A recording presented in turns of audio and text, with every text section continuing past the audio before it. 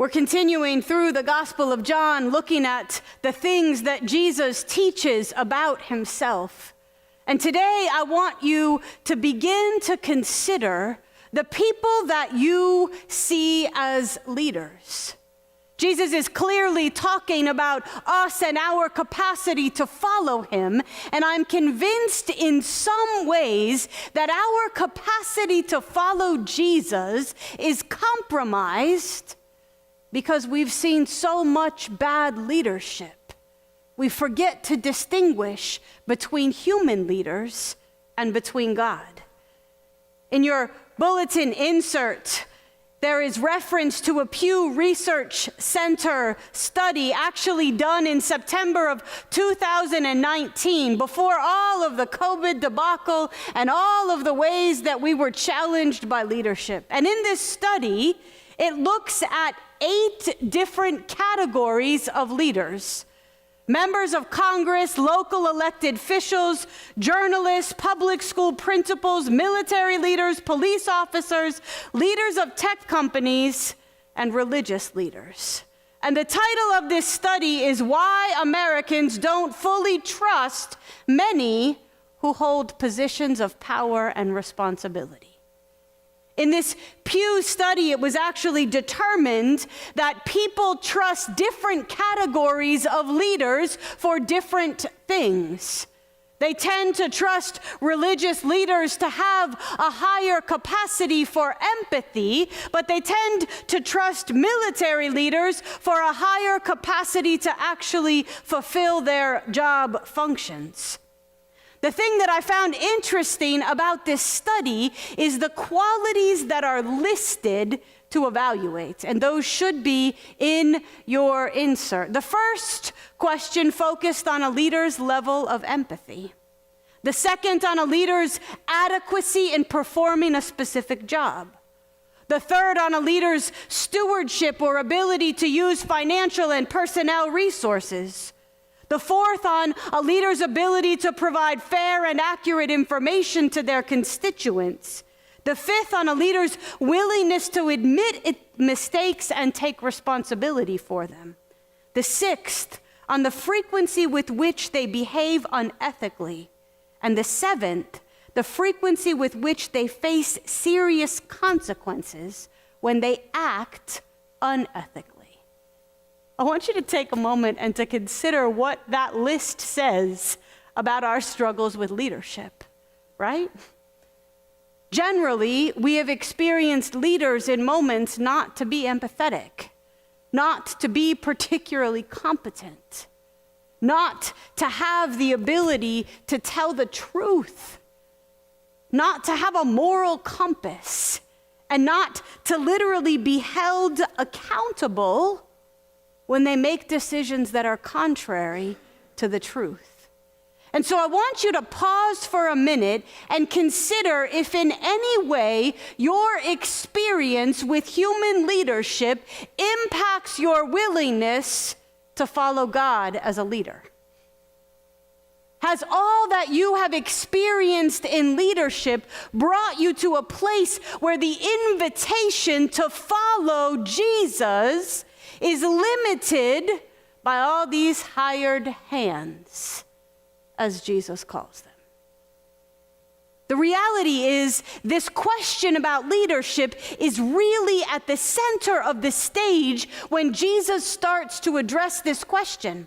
Because if we go back to John 9, and we talked about this last Sunday, in John 9, Jesus performs a miracle and heals whom? Who remembers? Who got healed in John 9? It was a blind man, and a man who was blind from birth, remember? And the Pharisees are there, and they're questioning this man. Were you really blind? Did he really heal you? And then they go on and question his parents. Was he really born blind? Was this really a miracle? And then they go back and question the man. What do you know about Jesus? And in all of this context, Jesus finally shows up, and he starts to talk about the true door to the sheep, and those who enter in who are thieves and robbers and bandits. Do you remember this? And so I want us to consider, how many bandits have you seen in leadership? How many places have you found leadership engaged in trying to steal more than in trying to hold? Jesus is in this context when he says in verse 11, I am the good shepherd. And the qualification for the good shepherd is this: the good shepherd lays down his life for the sheep. Now, any hired hand can lay in front of the sheep gate and protect from wolves at night. But Jesus is talking about something far deeper when he talks about laying down his life. At the end of John 10, Jesus actually says, I lay my life down, but I can do what? I can pick it back up again. Nobody obliges me to do it, but I do it out of my own free will, and I have the authority to pick it back up. Jesus is saying, pay attention to me. I'm a different kind of leader. And as we look at both this Pew study and the qualities of leadership, I want us to hold that in tension with what Jesus defines as the qualities of the Good Shepherd.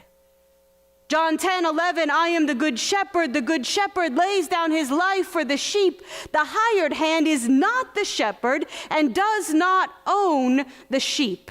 So when the hired hand sees the wolf coming, he abandons the sheep and runs away. The first thing is, we belong to God. We are God's. You have the breath of God in your lungs. God formed you in your mother's womb. God has your name written on God's hand. God knows you and holds you in a way that no leader can, because God is your creator. We belong to God. I want you to think about how that changes leadership. It's not just about empathy. It's not just about somebody's capacity to feel what you're experiencing, but it is a profound sense of knowing that you belong to God. And so that when you and I follow the Good Shepherd, we are following the one who made us, the one in whom we live and move and have our being. The church has so long internalized this metaphor of shepherd that individuals like myself are referred to as what? Pastors. Even though I don't have any sheep. You all look like sheep to me, right? We have so internalized this metaphor, which the metaphor is powerful, and those in leadership are called to pastor, to shepherd, to gather in. But let us not be confused. There is one good shepherd. There is one true leader, because what your pastor on earth, what the leader of your company, what the leader of your nation, what the leader of your community group can do or know or feel pales in comparison to a God to whom you belong. And when we begin to follow God in this way, leadership all takes its rightful place. Jesus goes on. The wolf attacks the flock and scatters it, because the hired man sees the wolf coming and abandons the sheep and runs away. I want to tell you a story about when I was serving in mission service in Nicaragua. I was working with teenagers in a town called Hialeah, which was named after Hialeah, Florida. Let me tell you, Hialeah, Managua has nothing to do with Hialeah, Florida, right? And literally the church was at the bottom of a big hole. And we would serve before church started huge vats of arroz con leche, which would be a way to feed the children in the community who were hungry. After church, I was working with the teens, and I was actually walking up the sides of the hole. We got to the edge of the road. My husband, Edgar's here. He knows this story. And somebody pulled out a gun and held it to the head of another one of the teens. And I was young, and I was new, and I knew I had nothing to offer. And actually, the liability of me as a foreigner standing there with a gun was great. I hailed a taxi and I got in. It was one of the most humbling experiences of my life because I knew I could not change what was happening there. And me walking away was probably the right choice. But it only emphasizes what Jesus teaches. There are leaders who walk with us in places, but there is a God who stands guard when the wolves attack. And that doesn't mean that we abandon each other, but it means that there are limits to the leaders, to the lovers, to the partners, to the friends. But there is a God that stays with the flock, doesn't allow the flock to be scattered because the sheep belong to God. Jesus goes on. He says again, the man runs away because he's a hired hand and cares nothing for the sheep. I actually cared for the community that I was serving, but I was not God. And part of what I think happens when we wrestle with leadership and we wrestle with human relationship is we get so hurt by human beings, we get so disillusioned by leaders that we actually stop taking Jesus at his word, that God will never leave nor forsake, that when you stand with a gun to your head, God's there, that when you walk through the valley of the shadow of death, God's there. That when you stand surrounded by your enemies, God is there with the power to set a table in their presence. You see, we ask out of leaders sometimes what God invites us to ask of God. Jesus continues, I am the good shepherd. I know my sheep, and my sheep knows me. One of the most powerful parts about our Christian faith is that we do not serve a God who is unwilling to know us. We do not serve a God that simply wants our offering. We serve a God that consistently, Jesus is saying, I am the gate, come through me, knock and the door will be open, seek and you shall find, ask and it shall be given. Jesus is saying, I know you, and you know what? You can know me. You serve a God to whom not only do you belong, but a God who cares what you want, a God who sees your fears, a God who understands the way that anxiety manifests in your life is different than in somebody else's, a God who knows the very specific gifts placed in you, a God, the good shepherd, who not only knows the sheep, but the sheep know him. So many people look to know their leaders or their pop stars, to know their marriage records, to know how much money they make, to know what they like.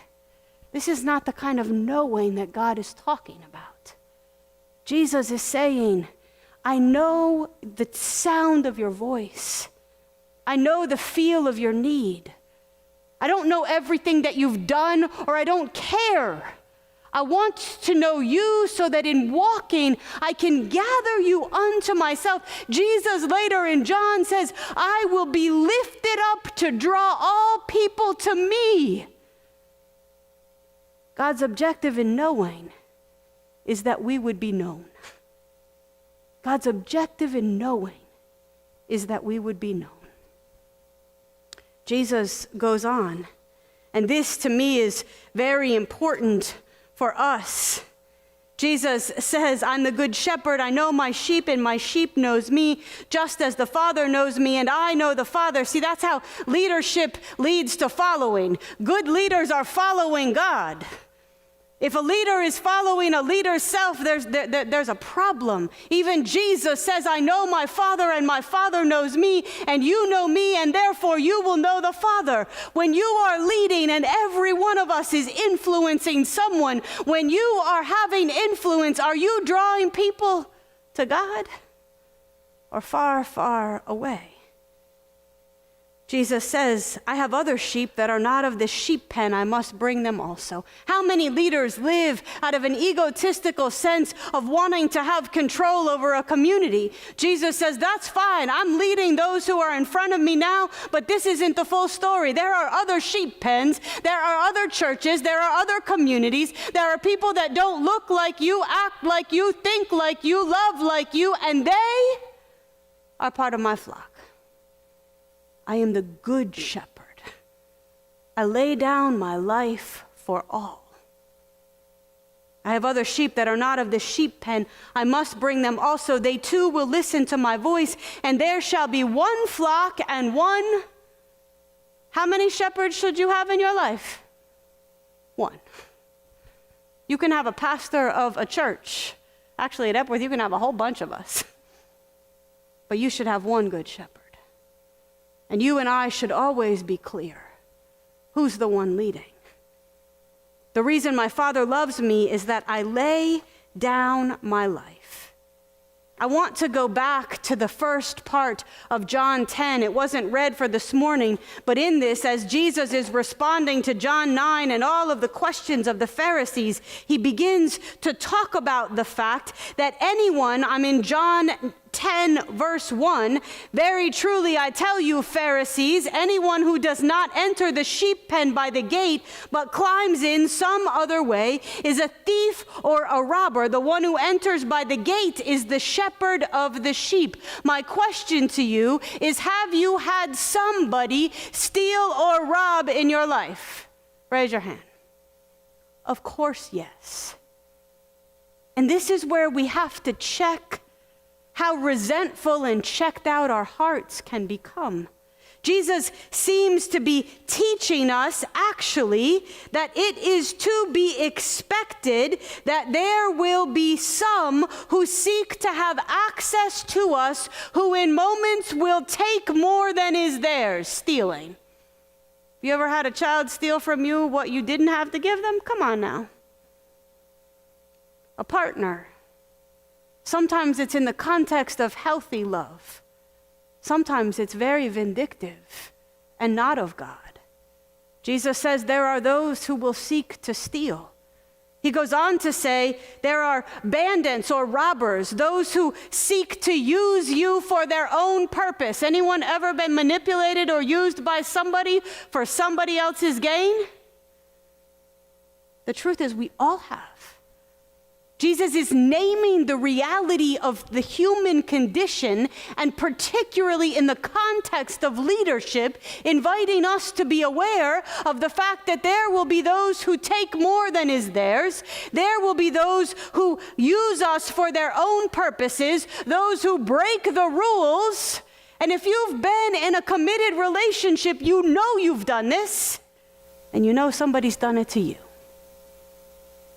You change the rules just slightly because it benefited you. And this is the part that's really deep, I think. Jesus says those that come to steal and destroy and kill. Many times in our relationships, we don't want to lead somebody to death. But I had a very wise mentor once say to me, no matter how good somebody is to you in your life, if you put your life in their hands, they will lead you the wrong way, because there is one good shepherd. There is one true God. There is one who leads you, which is why we talk about following God first, family second, church community third. There is one good shepherd. There is one who is not going to steal or kill or destroy. And that doesn't mean I want all of us not to trust. The truth is, in my life, the more I have relied on God, the greater my capacity has been to trust. The more I have relied on God as my good shepherd, the more I have been able to show grace and offer forgiveness and walk in love. Because I know that my heart in God's hands is safe. This metaphor around shepherd is all about gathering in. If you listen to the Jeremiah text, literally after after the prophet is talking about the ways in which the unfaithful shepherds have acted, God says, because you have scattered my flock and driven them away and have not bestowed care on them, I will punish you, and I myself will gather the remnant of my flock back to their pasture out of all the countries where I have driven them, and they will be fruitful and increase in number, and I will place shepherds over them who will tend them, and they will no longer be afraid or terrified. How many times have you wandered? How many times have I wandered? In the book that we're using, there's actually a really beautiful piece about how easy it is to go astray. Nobody makes a decision to go astray. It's just, oh, I missed church one day. Oh, the next and the next. Oh, I stopped really that practice of engaging Scripture every morning. I thought it was just for vacation, but I never went back to it.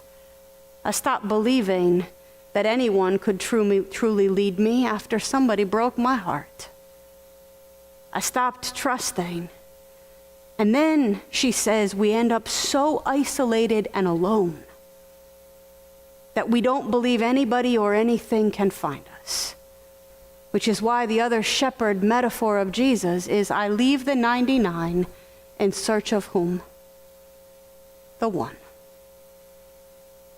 No human shepherd does that. It makes no sense. But if you are the one that can lay down your life and take it back up again, the rules are very, very different when it comes to you. Jesus says, the reason my Father loves me is that I lay down my life only to take it up again.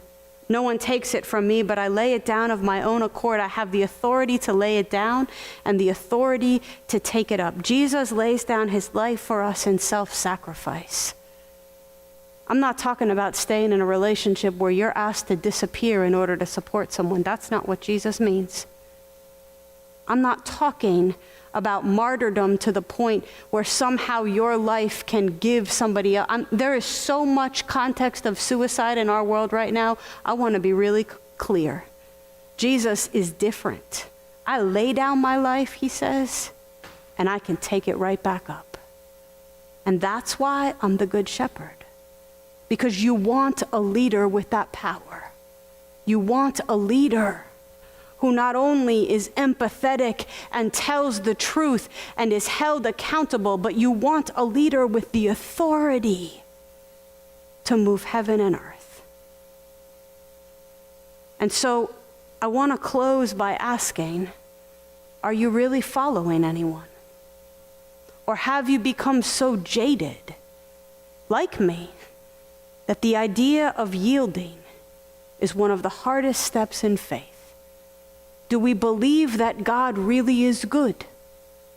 And do we believe that the voice of the shepherd is important enough in our life that we will hone our ears to that God would gather us in? I believe we have walked through an incredibly difficult time in human history. We have lost faith in leaders. We have lost faith in other people. We have lost faith in ourselves. And the way back is the Good Shepherd. The way back is the God who is able to restore our trust, and the God who is able to show us again the power of true leadership. If you're leading someone, and I believe we all are, who's following you? And where are you leading them to? Jesus is the Good Shepherd. God places shepherds over others. Leadership is of God. But we need each to be yielded, that ultimately our lives would give him glory. For I spoke a word, you were singing over me. You have been so, so good to me. I took a breath, you breathe your life in me. You have been so, so kind to me.